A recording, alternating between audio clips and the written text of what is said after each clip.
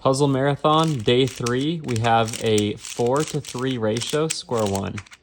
This puzzle also has a custom purple gold color scheme, which I am very happy about. But what does that really mean, right? Like, we know the ratio is 4-to-3, but how did we get here? So start with a normal square 1. A normal square 1 has a 2-to-1 ratio between the corners and the edges.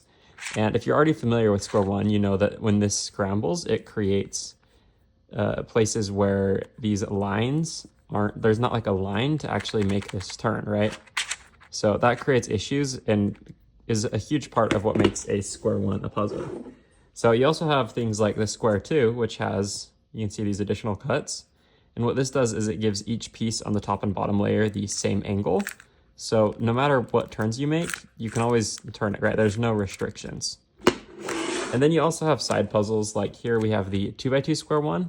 This one's interesting because the top is a 1-to-2 ratio, and the bottom is a 1-to-1 ratio with itself, but this one is triple the angle of an edge, or the equivalent of an edge and a corner together, and this creates some interesting things that happen with the puzzle.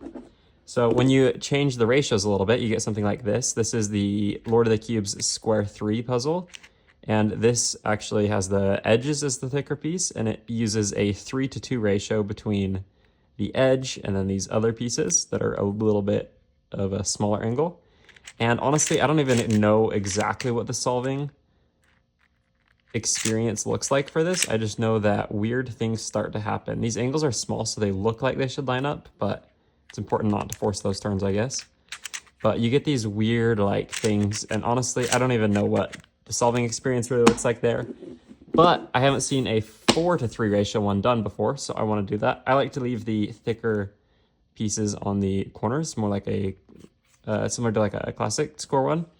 But anyway, so here it is. I honestly, again, don't really know exactly what the solving experience will entail. Oh, there's a little bit of catch there. I did some theorizing, and I think it should be very viable as a puzzle. And also, Lord of the Cubes, the person who built this, ran a program to test a scramble on it. So I'm very hopeful that this is a viable puzzle, but I honestly am not 100% sure exactly the entirety of what that entails. So anyways, I'll throw this up on my website if anyone wants to get this for themselves. No promises as to what the solving experience looks like, because honestly, I have no clue.